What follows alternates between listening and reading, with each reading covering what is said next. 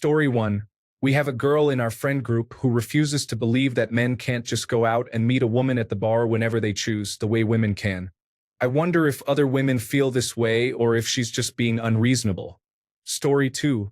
You can hit or be hit on your balls with something with the tiniest bit of pressure, and it would feel like your entire body was hit by a truck. Story 3.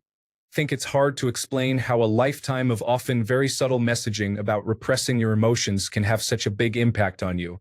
Why do men complain about finding it hard to talk about their feelings? Just do it is like, why are you depressed? Go take a walk in the woods. It might seem simple until you have lived it. Then you understand why it's not that easy. Story 4. The inability to express emotions without others looking down on you. I've been called gay, told I wasn't a man, told to stop being a drama queen, stop being sensitive, and so on. Even when I did, my problems were ignored or I was told that others have it worse, so I should stop complaining. Funnily enough, this usually comes from women, not men. We don't have emotional support like you all do. Male friendships are rarely deep enough for that, and it's terrible. Story 5. The relief I get when I end up walking behind a woman in a parking lot or on my way home and she turns and goes a different direction. Like, I'm not a predator. I'm not going to do anything to this person. We just happen to be going in the same direction, but I can't help but feel like I'm making this person nervous, which makes me feel bad. I can't run up to them and say, "Hey, don't worry, I'm not a creep," without looking like an absolute lunatic. When they turn and go a different direction and I no longer have to follow them, I'm relieved because I feel like now they know that I'm not some stalker trying to kidnap and murder them. Like I've been on trial the whole time I've been walking home, and now they see I'm innocent. Story 6. What it's like to be the provider and fixer all of the time and the occasional flack that comes from it. Many years ago, I worked in a steel press factory. I'd put in 50 and 60 hours a week. Cute house, 2 cars, over 7 years old, all the bills were paid. My wife was a stay-at-home mom, as childcare for our 4 children would cost more than she'd typically make. She takes care of indoor aspects of the house. I do the yard and repairs on the house and car, along with work. One Sunday, I have my wife's car on jack stands and am 2 hours into dropping the fuel tank to replace her fuel pump. I'm sure she was doing vacuuming and such like every Sunday. My 13-year-old daughter and her friend are on the porch, and her friend doesn't see or care that I'm there. And I hear, "I can't believe your dad doesn't do housework as much as your mom. It's really sexist." There's a division of labor in many households, and I can tell you many men would love to switch places with their wives. Story 7. That we can get an erection at any time in any situation. That does not mean we want to have sex with the first person we can grab. Waking up in the morning, I can have an erection. My niece or nephew bouncing up and down on my lap. I can get an erection. I see my girlfriend bend over to grab a dropped fork during a family dinner. I can get an erection. Only the last one may lead to me wanting sex, but certainly not while we're still in the same room or building as 80-year-old Aunt Hilda. Story 8. The pressure to perform. Nobody cares about men unless they have done something that others deem interesting, be it positive or negative. Like someone said, men are human doings, not human beings. Story 9. Guys don't really have frenemies. In other words, we don't talk negatively about our friends usually. If you don't like the person, you just don't ever meet them again. There's nothing to really complain about. Story 10. It's not that I'm not thinking about anything. It's just hard to explain that I'm currently thinking about what I would do if a terrorist came crashing through that window. Story 11. As a transgender man, it is hard to explain how much harder it became once I started passing to get basic physical affection. I'm not talking about sex here. I'm talking about hugs and hand-holding.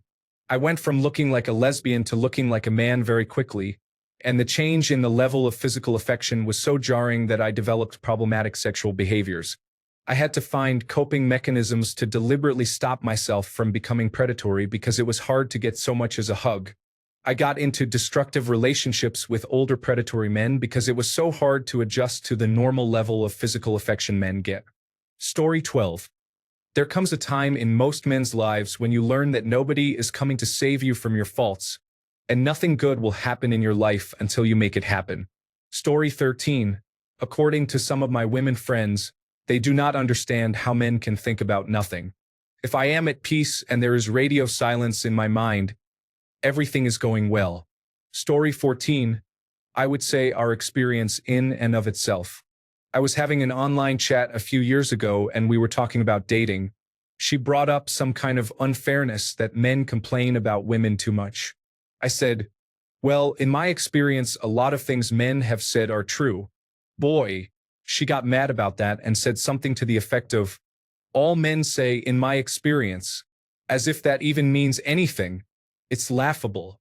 All I said was, because our lived experience matters. Your validation is not required. Anyway, our experience of having experience seems to be a mystery to them. Story 15. Repressed emotions. It is not uncommon for men to be raised and taught that negative emotions should only ever be expressed behind closed doors without anyone around. In the same vein, loneliness. It is a major issue that is incredibly awkward to fix, and talking about it is nearly impossible. Story 16. I do not think women understand what it is like as a man when you are still a virgin. For women, I feel like they feel incredibly vulnerable, and that is not at all how we feel. We usually get told about sex in a way that makes us feel less cool for not having it, like a failure. So, when we search it out, we're struggling with our ideals and the anxiety of ruining our chances with a girl. Girls are ruthless. You only get one chance, and there's no room for mistakes. Simply blurting something out can label you a creep. It is also not like they have to have you. The chances are pretty slim she's into you that way, and if she is, you feel like you have to fit her ideal husband or you are in trouble. I've never enjoyed that. Even if you make it through all that, and she is happy to be with you because you are a cool person, you can still run into the situation where she wants to explore her options and maybe find more excitement. It really hurts when you are the partner who is more invested. I do not want to make my heart a stone because that also ruins the enjoyment, but I've had to.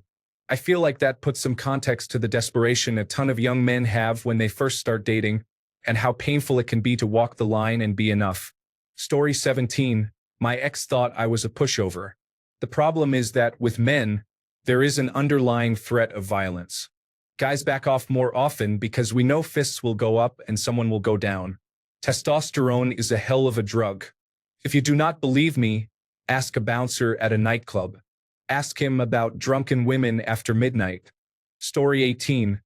A living, breathing automated teller machine for the use of paying for everything and everyone. You can earn exactly the same amount of money as your girlfriend and have evidence of where it all goes, but somehow you're expected to still have a mystery well from where you get extra money to pay for more stuff that she can't afford. Story 19. The need for peace and quiet to think about nothing. Also, that my mind sometimes won't cooperate. After a few drinks, for example, it's a sleepy, happy, floppy, falling over drunk. Story 20. Fragile masculinity, referring to the actual academic concept and not its misunderstood and warped interpretation. Women are feminine, and no matter their occupation, social standing, demeanor, or any life situation short of actually transitioning, that is never taken from them. Not quite so true with masculinity. A good example of a light-hearted version of this is taking away your man card. Masculinity is fragile in that others can take it away from us as a form of social policing. Worse yet is that a man who has been deemed a masculine is not feminine but simply other. He is less than and therefore fair game for ridicule and indiscriminate violence from traditionally masculine men. This obviously weighs heavily on the male psyche and can lead to behaviors people have started calling fragile masculinity. But it's merely a symptom rather than the cause.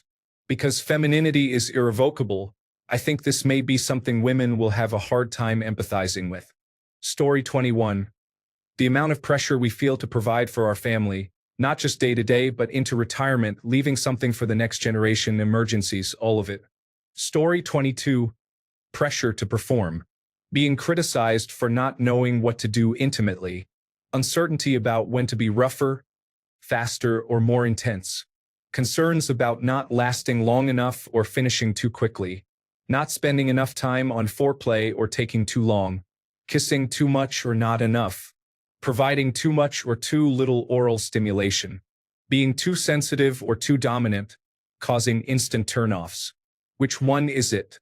Only one knows, but she's unlikely to say. In the end, you feel like a poor partner, while she remains passive and expects you to perform actions she isn't even sure she enjoys. Story 23. So, this is going to be a bit long, but it's a large portion of the reason why so many men turn out rotten.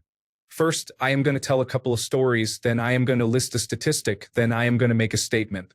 When I was 5, I was in kindergarten, and a girl started crying because it was, at that point, the longest she had been without her mother. Realizing this, and with the childhood empathy that I still had at the time, I also began to cry. Partly because I felt bad for her, and partly because I realized that the same was true for me. The teacher got up, walked past the girl crying, knelt down in front of me, and explained to me that boys don't cry and that I needed to be quiet. That wasn't the worst time, but it was the first that I remember. At age 6, a woman leered at me and made comments about my body, but it was all dismissed, not just because she was a woman, but because boys always want it and I was supposed to be flattered. When I was 11, I had a fairly difficult week due to multiple family tragedies. Not going to get into it. The next day, I started spiraling and started crying in science class. I got sent to the guidance counselor. The guidance counselor sat me down. I explained everything and started to cry again. He then said the single most influential sentence of my entire life. I'll never forget this. He stood up, leaned in, pointed at me and said, "If you're going to be a man, you're going to need to learn to leave your feelings at the door." Of course, that wasn't the end of it. It was about a 30-minute lecture about how it was all in my head, and the fact that I couldn't function in emotional turmoil was evidence that I was going to turn out as a failure of a person, but more a failure of a man. He pretty much just yelled at me until I strained hard enough to stop crying. It was pretty simple since then. My emotions are clearly not welcome in this world. I'm a man. What was I expecting? In high school, I was harassed. By harassed, I mean there was a woman who was a diagnosed psychopath who would routinely and openly threaten my family, threaten me, and spread rumors about me behind my back to sabotage my existing relationship and all of my friendships. Everyone knew she was doing it. So, I was surprised when the principal threatened to take my scholarship away if I didn't improve my behavior and stop provoking her. Because even with the entire student base and multiple of her coworkers backing my story, she could not fathom the idea that she was just a bad egg. Of course, this isn't the half of it, but if I were to list everything, it'd take months. Statistics. First of all, transgender men are men, and transgender women are women. For the majority of statistics, transgender people tend to adhere to that of their preferred sex rather than their assignment at birth. An exception to this is crime and violence, even after both hormonal and surgical transition. Transgender men do not commit crime as much, but transgender women tend to hold onto the male preponderance for crime. So, being a man isn't what does it, nor is testosterone. It's not how strong we are, it's not how adult men are treated, and unless we've got an epidemic of toxically masculine, misogynistic transgender women, it's not those either. This leaves us one option, it's growing up as a boy. Ask any mother to a son, and she'll tell you all about it. Statement. It turns out if you teach someone to ignore their emotions from the moment they learn to speak and consistently ignore their boundaries by making them think they always want it, then tell them that being assaulted isn't a big deal because of how they were born, then make them fear emotional care, complexity, and healthy emotional conversation, they're less likely to turn into an emotionally healthy, well-adjusted person. You've just created a person who may be an adult physically and perhaps even intellectually, but emotionally is still a scared child who throws tantrums when he doesn't get what he wants. Also, he can deadlift 300 pounds and overpower most women without trying. I'm not saying it's excused or justified. I'm saying you don't get to be surprised, and after experiencing male childhood, I can confidently say that the number of good men in this world, as low as it is higher than it deserves to be. I was placed into a therapy program at 13. I don't want to think about the man I would be had that not happened. Story 24. Not being touched by another person for years at a time, and when you finally do, it's by your barber, and you have to try and hide the tears in your eyes when it happens. Story 25. There are probably a small number of women experiencing this, but there is an absolute disregard for you if you don't put yourself out there or provide value in some way. You'll be a shadow, and not a soul will even know to care about you. Story 26. I wouldn't say this is exclusive to men, but it sure is a common experience. A man is upset about something and addresses it with his girlfriend, wife, or person. The girlfriend is upset that the man is upset and either shuts down or goes into attack mode. The man apologizes. The issue is not resolved, but somehow he's considered bad at communicating and doesn't express himself. Note: my wife is great and I don't have to deal with the above nonsense, but every other relationship before her was like that.